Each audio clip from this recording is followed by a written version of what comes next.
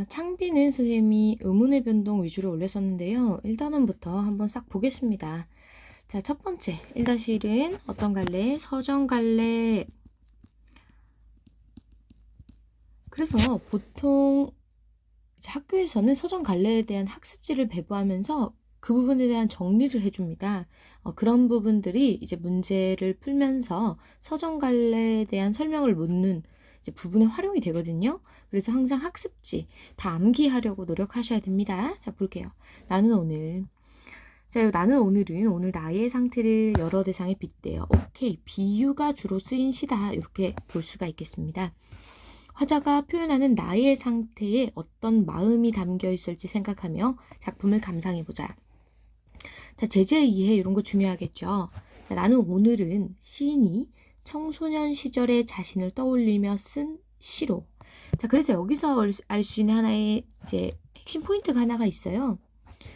시인은 화자다 아니다? 오케이. 화자는 아닙니다. 하지만 시인의 어떤 삶이 드러나는 그런 인물로서 설정될 수는 있다. 요런 걸 하나 체크하고 갈 수가 있겠네요. 자, 나의 마음을 여러 가지 대상을 통해 표현한 작품입니다. 시인은 나무, 유리, 구름, 종이, 그림자, 공기 등등 다양한 사물의 특징뿐만 아니라 토마토나 일요일처럼 앞으로 읽어도 뒤로 읽어도 똑같은 단어에 주목하면서 시를 썼습니다. 이 시는 눈에 보이지 않는 마음을 구체적인 대상의 속성과 특징에 빗대어 표현하며 매일 조금 다른 마음을 생동감 있게 전달하고 있습니다. 자, 이렇게 시에 대한 설명이 나온 부분은 꼭 활용해서 문제를 내기 때문에 이런 부분도 우리가 정리가 돼야 되겠죠. 자, 작가 소개. 오은 시인입니다.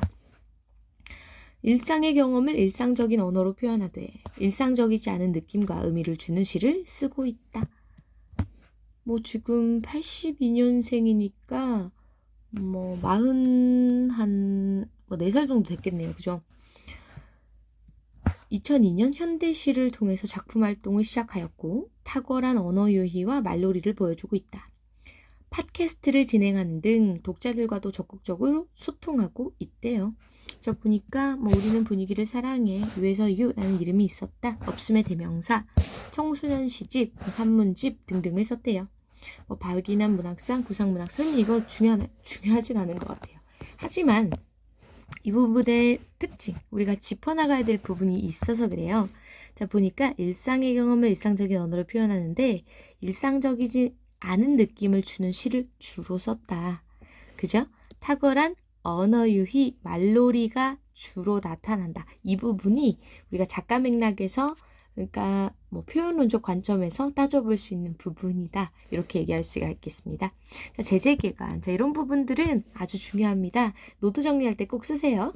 자, 자유시, 서정시, 청소년시. 자, 자유시는 뭐가 자유라는 거죠? 오케이, 형식이 자유롭다. 서정시는요, 네, 정서를 표현한다. 정서를 이제 펴내다라는 뜻이에요. 서정이라는 말은. 그래서 어떤 정서가 드러난다고요? 네. 내가 뭐 자기 반성, 약간 성찰하는 그런 정서가 드러난다라고 볼 수가 있겠습니다.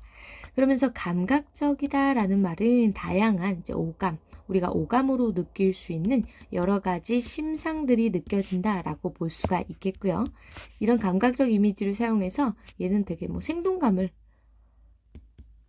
살리고 있죠. 전반적으로 이제 비유적인 표현, 은유가 굉장히 많이 쓰였기 때문에 그런 거 체크해주면서 가볼 겁니다.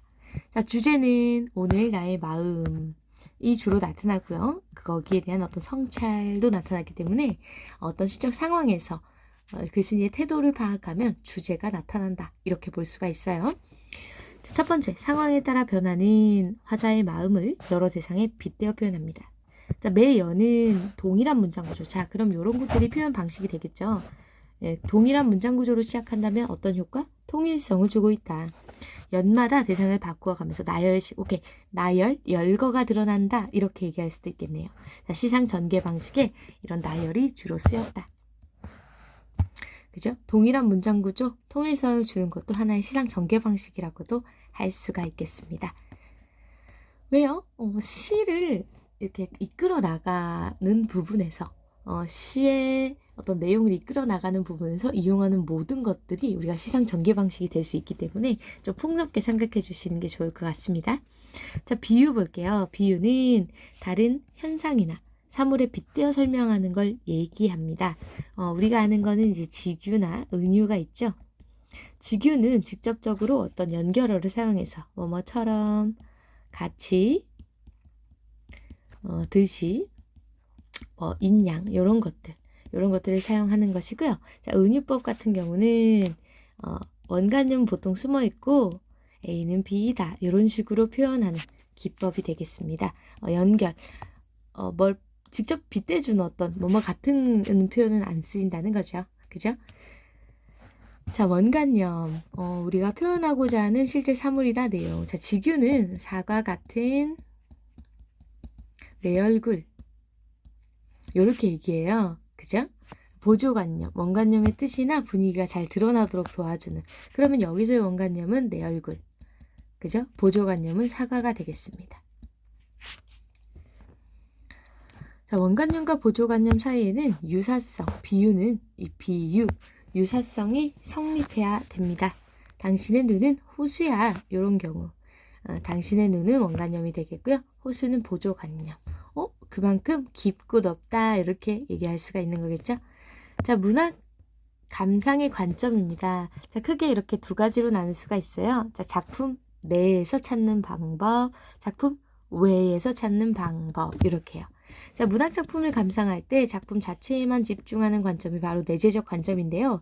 작품의 형식, 내용적 측면을 파악하는 내적 요소에 주목합니다. 다른 말로 절대론적 관점 이렇게 얘기하는 거죠. 자, 그래서 위 시의 시구의 반복을 통해 뭘 알 수 있다. 시어의 의미는 무엇이다. 위 시에 사용된 표현법은 뭐야. 이렇게 얘기한다면 전부 내재적 관점이 되게 됩니다. 자, 외재적 관점은 뭐죠? 네, 문학 작품을 감상할 때 따지는 것들이 있어요. 자, 그게 바로 어떤 현실 세계. 그죠? 요걸 가지고 우리가 반영론적 관점이라고 얘기하고요. 작가의 어떤 가치관, 그런 다양한 요소에 따라서 다르게 작품이 표현될 수가 있는 거거든요. 자, 그래서 표현론적 관점 이렇게 연결할 수가 있겠습니다. 또 한 작품을 가지고 철수, 영희, 영수 전부 다 받아들이는 게 다르거든요. 자, 그래서 그게 바로 효용론적 관점. 작품이 독자에게 미치는 어떤 영향 그리고 쓸모에 초점을 둔다. 이런 거를 이제 외워두셔야 되겠고요. 이런 것들을 우리가 찾아낼 수 있어야 되기 때문에 다양한 문제를 통해서 나중에 연습을 한번 해볼 거예요. 자, 시의 내용을 보겠습니다. 자, 핵심 정리를 먼저 보고 이제 적용을 한번 해보도록 할게요. 자, 여기서 보니까 작품의 특징 은유, 작품의 특징 반복이 먼저 보입니다. 아하, 은유, 은유는 뭐였죠? 맞아요. A는 B다. 이런 식으로 자, 비슷한 구석이 있겠다. 이런 걸 정리할 수가 있겠죠. 자, 두 번째, 반복이 나온다고 얘기합니다. 반복. 나는 오늘 땡땡 이런 게 반복이 되고요. 변주, 변형되어 자꾸 사용된다. 이렇게 볼 수가 있습니다. 결과적으로 작품 전체의 통일성, 구조적 안정감을 주고 은유를 형성한다. 여러분, 그러면 요런 거의 특징이 뭐야? 라고 서술형 물어볼 수도 있다는 얘기죠. 연마다 시적 대상을 바꿔서 매일 달라지는 화자의 마음을 효과적으로 표현, 읽는 이에게 재미를 준다. 이런 것들 노트 정리하고 암기가 돼야 됩니다. 마찬가지예요. 그럼 은유는 어떤 효과를 가지고 있어요? 오케이. 연결어 없이 직유는 연결어가 있었고요. 은유는 없거든요. 자, 감각적으로 나타난다. 이렇게 볼 수가 있겠습니다. 한번 볼게요. 첫 연부터. 나는 오늘 토마토. 자, A는 B이다. 이렇게 얘기를 했기 때문에 은유법이 사용됐다. 이렇게 제시할 수가 있겠죠. 앞으로 걸어도 나, 뒤로 걸어도 나. 자, 그렇다면 문맥을 고려해서 읽어도로 충분히 해석이 가능하고요. 앞뒤가 똑같다 라는 특징을 지금 꽉 차 있었다 이렇게 얘기하고 있어요. 결국 앞으로 읽어도 토마토, 뒤로 읽어도 토마토다. 결국 나는 나라는 얘기 아닙니까? 그죠? 이래도 저래도 나인데 중요한 거는 지금 뭐라고 하고 있어요? 내 자신이 느끼기에 꽉 차 있었다. 꽉 차 있었다. 이렇게 얘기하고 있습니다. 자, 그렇다면 이래도 저래도 속은 꽉 들어찬 나 자신의 어떤 특성을 얘기하고 싶었다라고 볼 수가 있겠어요. 자, 일단은 여기 다의 반복, 통일성과 온율 형성 이렇게 되어 있는데요. 지금 뭐뭐다라는 평서형의 종결어미의 반복을 짚고 있습니다. 자, 결과적으로 이런 거는 이제 담담한 어조, 그냥 있는 사실을 설명하는, 그죠? 내 생각을 그냥 담담한 어조로 고백하듯이 얘기한다라고 보시면 될 것 같아요. 자, 종결어미를 한번 정리하고 넘어갈 건데요. 자, 종결어미. 우리 문장을 어떻게 종결할 수 있을까요? 우리 5가지로 종결할 수가 있어요. 평서형, 그냥 객관적인 어떤 사실을 진술한다, 뭐뭐다, 입니다, 존댓말로 쓰면 이런 것들이 되겠죠. 자, 청유형은 뭐예요? 청유형은 뭐뭐 하자, 같이 뭘 하자. 명령형은 뭐뭐 알아어라, 먹어라, 이런 것들. 그리고 감탄형은 뭐죠? 감탄형. 정말 아름답구나, 이런 식으로 돼요. 의문형은 어렵지 않죠? 의문형은 뭐뭐하니, 뭐뭐하냐, 뭐뭐할까, 이런 식의 표현이에요. 그럼 결과적으로 이 종결어미의 형태를 가지고 반복을 하고 또 어떤 표현 효과를 드러내는데 사용할 수가 있기 때문에 시에서는 이런 종결어미를 파악해 주는 게 굉장히 중요합니다. 넘어갈게요. 자, 나는 오늘 나무. 자, 여기서는 나무에 빗댔어요. 나무는 그러면 어떤 성격이 있을까? 이제 글쓰니까 화자가 얘기를 해주겠죠. 햇빛이 내 위로 쏟아졌다. 자, 내 위로 쏟아졌다. 바람에 몸을 맡기고 있었다. 위로 옆으로 사방으로 자라고 있었다. 그러면 지금 내가 나무인데요. 어떤 상황이에요? 햇빛, 보니까 햇빛은 굉장히 긍정적인, 그지? 이미지고 바람도 긍정적인 이미지가 되겠습니다. 그러면 이미지로 따져볼 때 시각적인 이미지겠죠. 눈으로 봤을 때 햇빛이 눈이 부시고 바람에 몸을 맡기다 촉각적인 이미지, 이런 것도 챙길 수가 있는 거예요. 위로 옆으로 사방으로 자라고 있었다. 자, 시각적인 이미지가 보이고 있네요. 결과적으로 자라고 있었다라는 이야기를 하고 싶은 걸 보니 성장하는 나 자신의 특징, 즉 이 청소년기를 좀 빗댄 거라고 했었죠. 청소년기에는 우리가 어때요? 오늘 아침 기분 다르고 점심 기분 다르고 저녁 기분 다르고 또 꿈도 정해져 있지 않잖아요. 그래서 계속 뭔가 변하는 그런 상황, 또 햇빛이 내 위로 쏟아지고 바람에 몸을 맡기고 있는 이런 것들은 어떤 것들이에요? 오케이, 자연물을 통해서 지금 내가 자라고 있는, 햇빛이 나한테 쏟아져야 나무는 자랄 거 아니에요? 그죠? 그리고 다양한 우리가 처하는 어떤 상황들, 바람에 몸을 맡기고 있었다. 요렇게도 우리가 해석할 수 있지 않나 싶어요. 이제 조금 있다가 모의고사도 치고 중간고사도 치는데 여러분 어떻게 할 수 있어요? 아니, 피할 수 없으면 즐겨야지. 그렇게 우리가 청소년기의 특징, 바람에 몸을 맡기고 있는, 어쩔 수 없이 시간 흘러가는 대로 한번 흘러가는 그런 것들을 이제 상상하면서 읽어볼 수 있지 않나 싶습니다. 나는 오늘 유리. 우리 가끔씩 예민할 때 있죠. 그죠? 금이 간 채로 울었다. 금이 간 채로. 지금 보니까 어떤 사건이 있었나 봐요. 금이 간 상황. 자, 시각적인 상황이고, 자, 내가 울었대요. 내가 울었대요. 그럼 여기서는 어떤 정서, 나의 어떤 정서가 드러나요? 오케이. 슬픔이 드러납니다. 슬픔이 드러납니다. 지금 금이라는 것은 잘 보세요. 실험과 고통을 상징하거든요. 자, 그럼 여기서 상징을 하나 정리하고 갈 거예요. 지금 보니까 금이라는 것은 여기서 추상적인 개념인 마음의 상처, 시련, 고통, 요런 거를 이제 상징합니다. 상징이라는 것은요, 무조건 비슷한 부분이 없어도 괜찮거든요. 그래서 이제 추상적인 관념을 이제 구체적인 사물에 빗댔다, 이렇게도 얘기를 할 수가 있을 것 같아요. 그래서 상징적인 의미가 사용되었다, 이런 거 체크하고 넘어가겠습니다. 거짓말처럼 이제 눈물이 고였다. 거짓말처럼 눈물이 고였다. 자, 눈물 같은 경우도 어때요? 눈물 같은 경우도 이제 슬픔의 정서를 얘기하는 것이고, 눈물이 고였다 라고 얘기하는데, 우리 다 다, 뭐뭐하다. 요런 평서형 어조는 담담한 어조. 담담하게 자신의 어떤 삶에 대해서 읊조리는, 자, 고백하는 그런 어조가 될 수 있기 때문에요. 이런 것들을 체크할 수가 있겠습니다. 자신의 슬픔을 담담하게 표현함. 선생님 왜 담담하게 표현하는지 모르겠어요. 이거는 평서형 어미 때문에 그렇게 설명이 되었다고 보면 되겠습니다. 진짜 같은 얼룩이 생겼다. 자, 얼룩 같은 경우도요. 시각적인 어떤 이미지겠고요.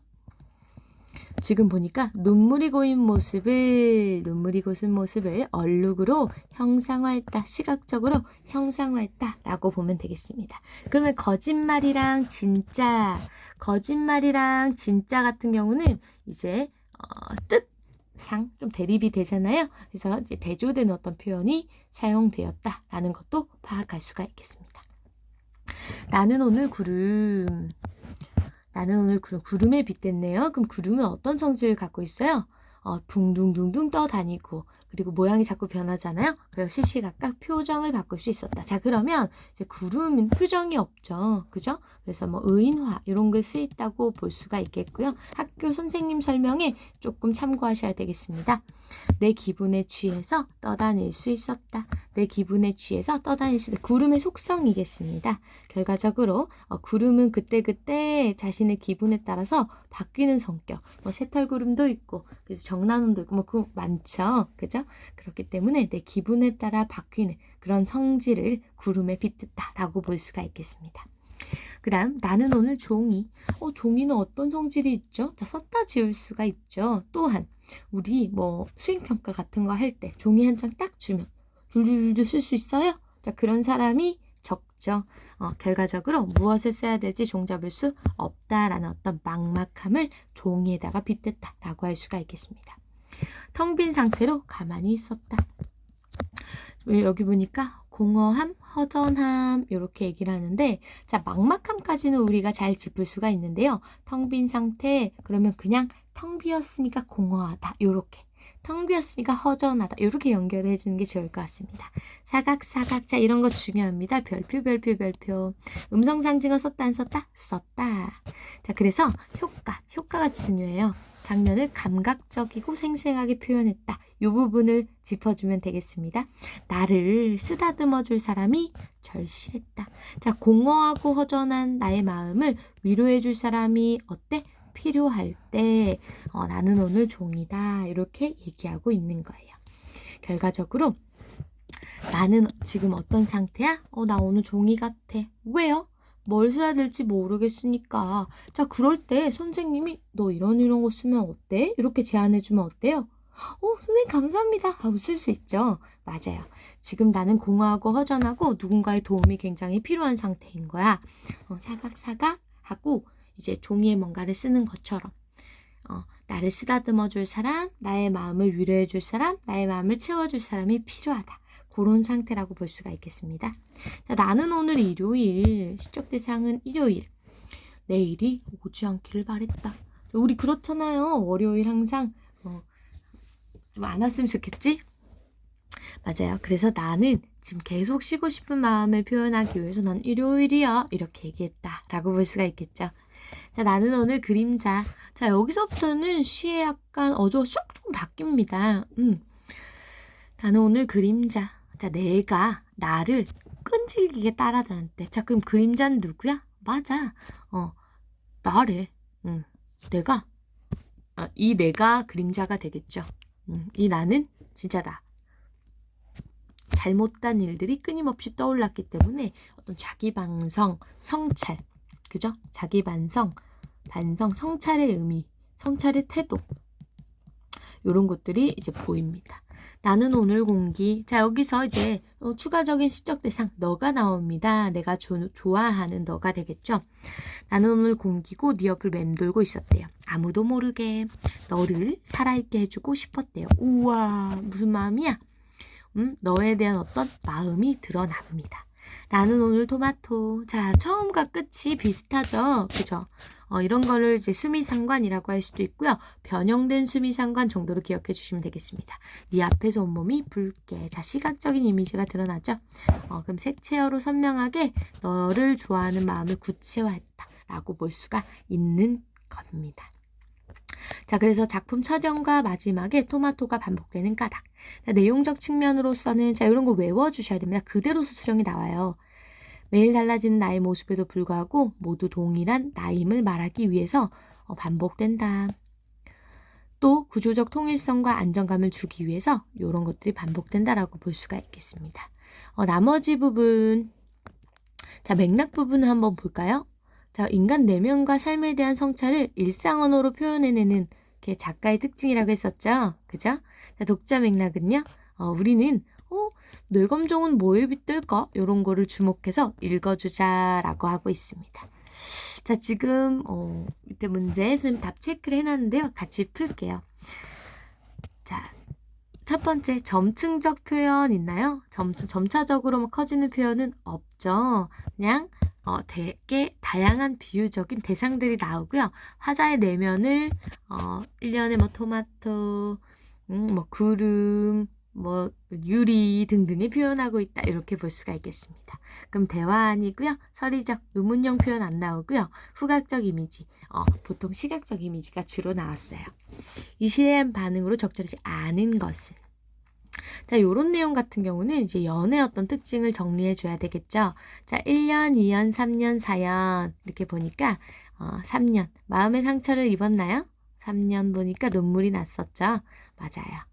자, 4년 자신의 처지를 안타까워해요? 아니에요. 구름을 닮았기 때문에 자꾸 변하는 나 자신에 대해서 얘기를 했다. 이렇게 볼 수가 있겠습니다. 자, 나는 오늘 같은 경우는 이 정도로 볼게요. 나머지 학습 활동 꼭꼭 정리를 해보시고요. 자, 이 문학 소통의 특성을 고려해서 읽어가는 거는 너무너무 중요합니다. 여기서 보면요.